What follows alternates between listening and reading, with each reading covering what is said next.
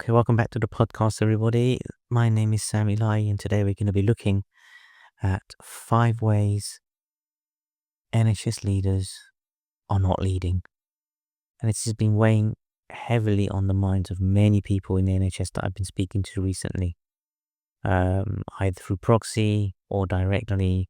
This is a real problem, and I've been able to distill 5 thoughts for this podcast. There may be more, there probably will be more, but these are the 5 ones that are coming through, and I write this and then speak about it on the podcast because many of the people I coach and mentor, they come to me with these problems, and we want to help. So we help them directly, and then we bring them back to the podcast so others can benefit too. It's not just about funding. It's not just about workplace politics or workforce shortages. It's something with deeper meaning that's happening. It's much more personal, much more psychological, and much more systemic. And in this episode, we're going to do 5 things that is happening on that kind of more human level that is not being addressed by the NHS. So people then end up in brain freeze. It's all going bad. Everything's not working. We need to cut funds, and so on and so on. So what we're going to discuss today, and it won't be long, but it will stir your thoughts, and it may resonate, and you may want to reach out and contact me if you want extra coaching and working through this individually. But I'm hoping some of the thoughts here can unlock some of your capacity to think and lead better. But if you need further support, just reach out and, we can get in touch and arrange something. Number 1 is the fear of failing to innovate. Number 2 is the fear of their own role being in jeopardy during these austere times. Number 3 is this creeping despondency from fighting long, hard battles. Number 4 is apathy, driven by creature comforts and caution. And finally, the widespread paralysis caused by the lack of real leadership competencies. These forces don't just affect decision-making right at the top, but they ripple out, shaping culture, stifling innovation, and ultimately leading to frontline harm to patient experience across entire organizations, entire health and social care system. So if you've ever felt stuck, frustrated, or confused by what's happening in NHS today, this one is for you, and we'll get into it now. So as we start, we talk about point 1, which is the fear of failing to innovate. And this is perhaps the most frustrating pressure point. This fear of innovation is one of the most frustrating things most staff at, say, band 7 and below feel in the NHS and leadership in either first opportunity leadership positions and staff who work in the masses at band 5 and band 6 and band 4. On paper, the NHS should be one of the most innovative environments in the world. It's filled with smart, driven professionals constantly coming up with ideas on how to improve care, cut waste, and making process safer and more human. But yet, the systems don't offer the support. We've got all of these people, all of these cases, all of this experience, but the systems don't just allow this innovation to happen. And why is that? And my view is that innovation, in tandem with innovation comes risk, and risk is not of value. Risk is perceived negatively in NHS. We have risk registers, we have risk matrix, we have caution, we have, likelihood and consequence, and risk is always talked about in a negative light. And I've seen many times from my coaching work, frontline staff being thoughtful, creative, bringing solutions. Sometimes they tweak pathways very simplistically, sometimes with clever use of technology and ways to boost staff well-being. But then they're stifled, and you have to run these regimented process, even though something works. And some people are trying to prove causation in, like a field experiment, where we should actually just appreciate that there is a correlation, and if the correlation is there, let's roll with it. But we have to run processes and try it out, and then everything gets just stuck in the sticky admin cycle of the NHS. And that always, to anyone who's been there, feels like this heavy concrete, cement, reinforced wall. And that wall, it's built from things like KPIs, the sequins, the SDIPs, rigid targets that and tick box reporting requirements. And because we have these reporting requirements, leaders are expected to stay inside those lanes, drive towards those, meet those metrics, anything innovative, and that can be anything at all. But all of these innovations then become problematic for you to meet these targets, and they deviate from the plan. And what do? So the leaders, the people who bring the ideas, they just all play it safe. Everyone just says, this is too risky. I'm not putting my neck out for this. The fear isn't just about the failing. It's about the personal consequence of backing something that falls outside a framework. So if you back something and it's not within the norms, I mean, I've had to be very pretty much crazy to get any ideas over the line. Really radical, really think outside the box, work doubly hard to make sure all the targets are being met. But not everyone is able to do that. And you can't do that for very long. You can do it in sprints. You can't do it in long distance running. You can't do it in marathons. No leader wants to be the one who wasted resources. No leader wants to be the one that caused an error. No leader wants to be the one that lost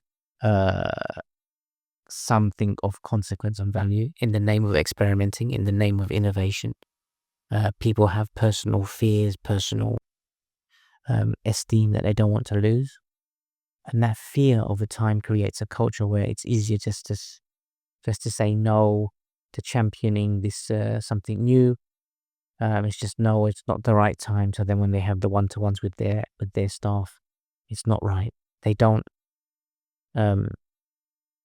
engage with staff who are bringing ideas because they can't. They don't have the psychological permission to breach governance, for example. And it's like, it really is. So you might have the authority to say, yes, let's do this. But psychologically, you know what it means and you're more likely to say no. So while innovation becomes a word and a buzzword and we all nod in strategic meetings, yes, we need to innovate. Yes, we need to do this in practice. Many leaders are trapped by the way systems are meant to ensure quality and everything fits neatly and tidily into these areas. The irony is by fearing failure, we are guaranteeing stagnation. So if you stop innovating, if you fear failure, you will stagnate. So now let's talk about the second force at play, the fear for their own roles. NHS managers, NHS leaders, when change comes, the first thing they think about is what's going to happen to them. And that's a natural human instinct.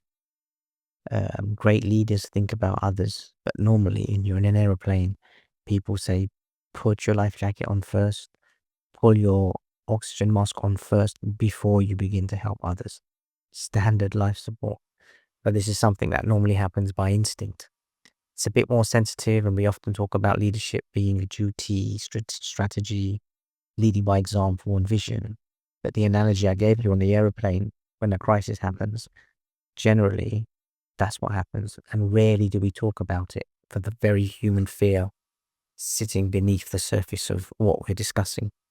It's the fear of being moved on, moved out, ostracized.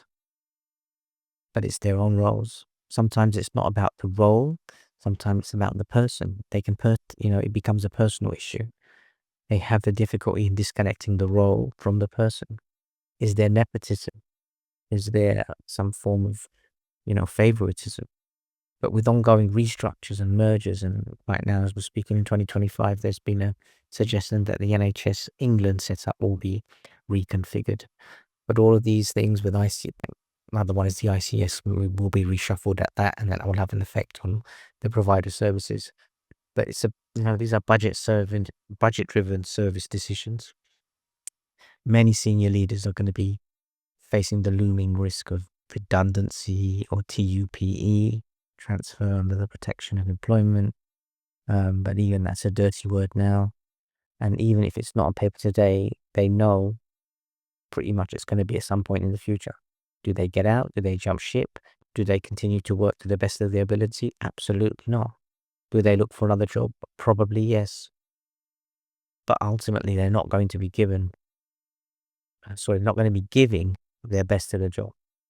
So when the environment, as we kind of like think about it, if the environment is shaky, if the job is shaky, what's the performance going to be like?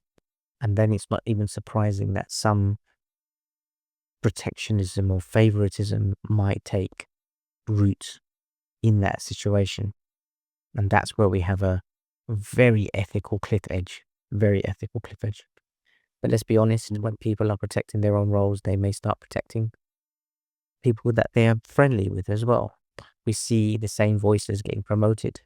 We see the same trusted invisible individuals being brought into projects, and the same inner circles reinforced. So when it's time to restructure, you will see the same forms of nepotism at play. And this is not conducive to a healthy NHS. But it's not always conscious, you see. So under stress, we kind of defer as human beings to things we are safe with, things we're comfortable with. That's the hard line. That's a hard line to walk about being fair and being safe. There's two issues to any political discussion. There's the issue of safety and the issue of freedom. And if you're free to move and do things your own way, great. But when you're not, you err to the side of caution. You err towards safety. And this matters because if leadership becomes about job retention rather than systematic transformation or innovation, diversity of thought is it's not even going to be there. People won't bring their ideas. Leaders won't be decisive. And then those brave enough to do it are normally frozen out because that innovation might make an efficiency, which might shave 10% off a budget, which the system will then see as certain jobs are not available, not necessary, not needed. If you had a magical kind of a robot that could do the job of 2 other staff, then you'll employ the robot, and that robot could work 24/7. That's like with data entry, for example, when that came along, and then people automated it from screen scraping and then adding that to data points, not in the NHS but elsewhere. We find that massive amount of jobs were deleted. They became obsolete. So by doing this, you're going to find always that people are going to be fearful of their own roles. But if we can't talk about it honestly, you're going to keep distracting with other issues. Decision making is going to be distorted from the top down. So point 3 is about despondency. Leaders feel lost. Leaders feel that they have fought a hard battle and lost, or is losing. So this is nothing to do. The first couple of points to do with fear. This is to do with more about fatigue. And this third reason is despondency. For these long battles that we face, we try to do things, we try to juggle a lot of balls with a very, very limited amount of resources. And this bone deep kind of feeling or sense that the war has been long, the losses have been many, and the wins, not that much. They're not really worth celebrating. People become battle weary. And I'm hearing it more and more and more through conversations and coaching and discussion with other professionals. What's the point? We're tired. We've tried this before. There's no energy left to fight. We're tired. And when you spent years trying to champion change, uphold values, and keep teams afloat, all while watching the financial envelope shrink and demands grow, that takes a toll. Leaders, if they've been asked to deliver more value for money, VFM, than ever before, and then they're often asked to do this with less support for their own well-being, they start to get sick. They start to lose performance. And these roles, that center around looking after adult people first, how do you do that if there's not enough resource for you yourself to look after yourself? And you've got to be honest, it hurts to hear this much and feel this helpless. A lot of the times I hear that statement. The pain is more about the inability to help people rather than the fatigue or the tiredness. I'll give you a quick little blast from the past that most people remember. So when the CIP, the Care Improvement Program, was launched on how the NHS could find efficiencies to improve care for patients, over the course of 3, 4, or 5 years, the Care Improvement Program had a rebrand without anyone knowing and became a cost improvement program. And rather than it being led by clinical teams, it was now being led by finance departments. And this single systematic shift kind of said it all. Suddenly the goal wasn't about better care, about cheaper care. And although, we as leaders and stuff like that try to justify it, ultimately, when you boiled it down at the end of every financial year, when you get into end of Q3 into the start of Q4, you start to see that all it is just a way that we can save some money. And the very good leaders would have worked out ways and done things from Q1, but most people are under so much pressure and get to Q4 and then there's no there's no cost to become more efficient. There is no efficiency because your day-to-day work has become a balancing act of maintaining quality and slicing budgets, and you get tired of it. You don't feel supported and you're constantly firefighting. Staff are telling you they don't have enough resources. The leadership of the organization say there isn't enough resources and you're being asked to do more and more and more. And that's when people become despondent. And it's hard to see any light at the end of that tunnel. Not about fear, it's about fatigue. Despondency doesn't just affect morale, it affects leadership choices. It makes people kind of like stop pushing, they stop believing, and they kind of then say, well, there's not going to be any change. And to be honest, it's us ourselves at the center of that for no fault of anybody. And that's when they lose their spark and the whole system. It's like someone's turned the dimmer switch down a little bit, just a little bit. The fourth point I want to mention is kind of linked to the point that we just discussed, which is apathy. People just don't care anymore. They're silently just in a chokehold. And they're just not gonna say anything. They're not gonna do anything because it's more dangerous than burnout, than conflict, than risk management and crisis. It's just this apathy that you see within leadership and general staff, but mainly within leadership. It's not like fear and it's not like fatigue. That's why I try to make a separate point of it so you understand. Apathy doesn't shout. It kind of creeps into your system.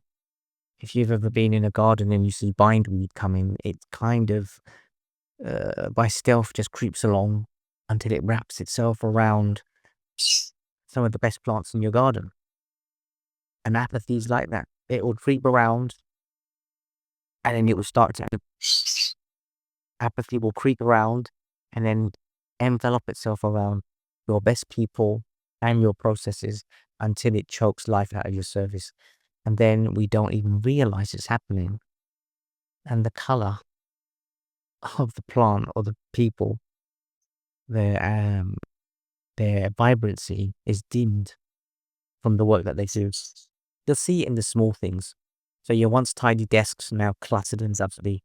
Your enthusiastic new starters who now just shrugs when anyone asks them for an idea, kind of cowering in the corner, hoping no one picks on the colleague who used to speak up in meetings, is now silent, not even bothered to speak up. The person who doesn't connect, doesn't correct unsafe practices, the person who, says, when then you ask them why you challenge and you say, well, what's the point? So they're trying their best through apathy just to stay sane. And this is kind of, and how do you as a leader, if you yourself are not apathetic to what's going on, then, your staff are definitely going to feel it. And it's very, very hard. And this is the situation leaders are facing. And that's kind of pretty much, I think, the most deadly thing in healthcare. Because when care for the self and for each other, for the work disappears, you can't fake it. You can kind of fake, put on a brave face, You can pretend that you're not tired. But when you are in that situation where you literally haven't got the energy to care anymore, it will show in your voice, in your body language, and in your lack of alignment with service values. And it's not just individuals, so whole teams then can drift into apathy without even, having a conversation about it. And I often notice the way people speak about their priorities. They can't quite tell you if it's patients first or people's first, because it's a broken system. So they think no one comes first. And this ambiguity just leads to lack of disengagement. And you find people jumping ship. You might find people just shutting down, doing as they're told, making sure they meet the bare minimums of whatever they've been asked to do.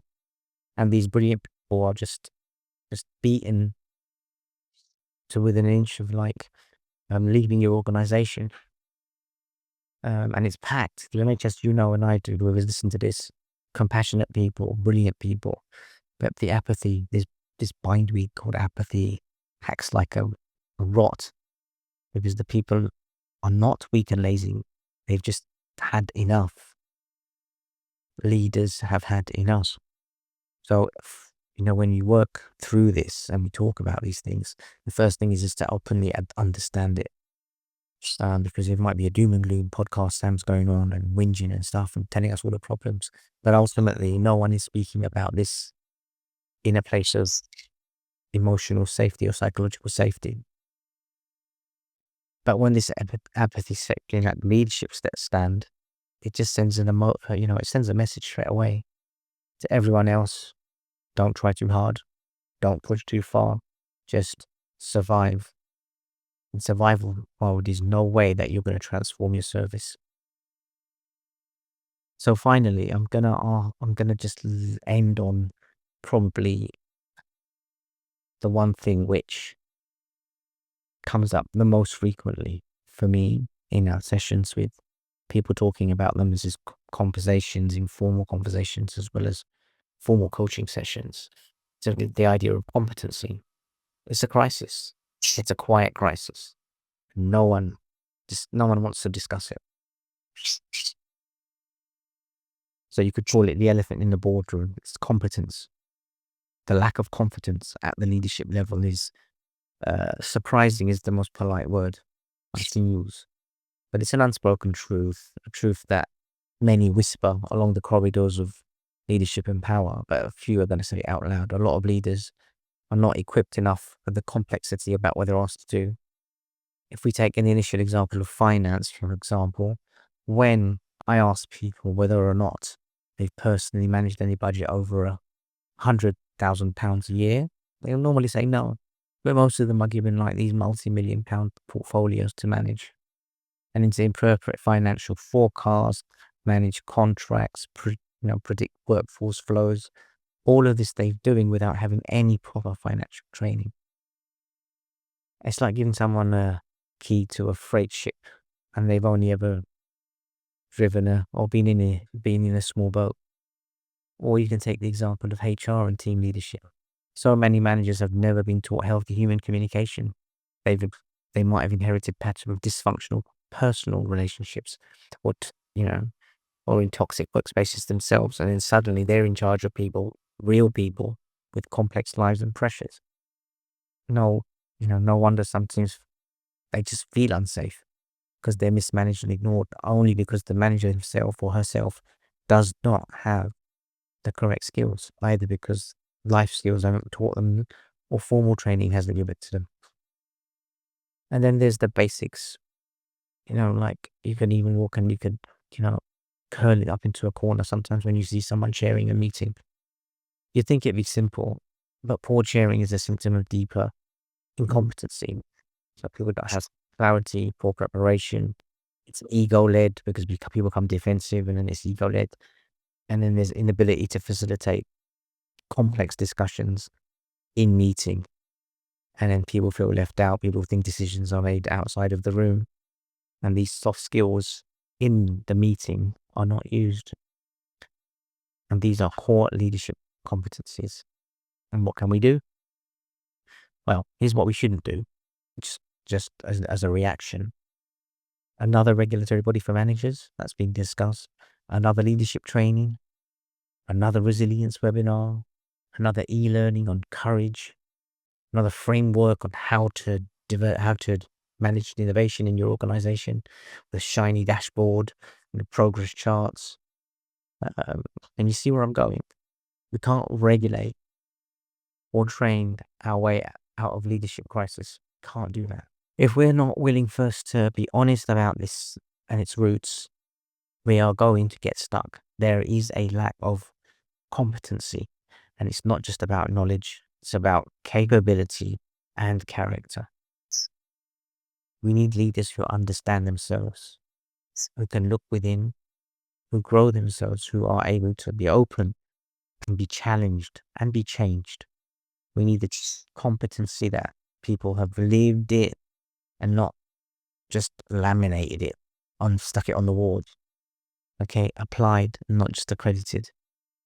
Okay, so this is where we need to change. So I've seen too many managers freeze and then go into, this is my qualification, and this is what I know, and actually they're not doing anything.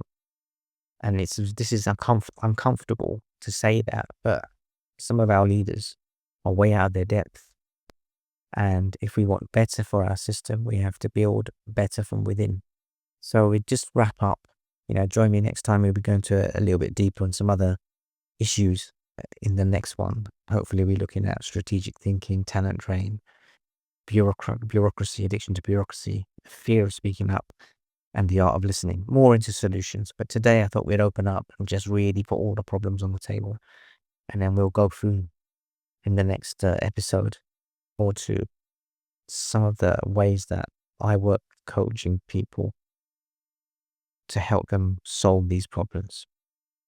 I'll see you on the next one.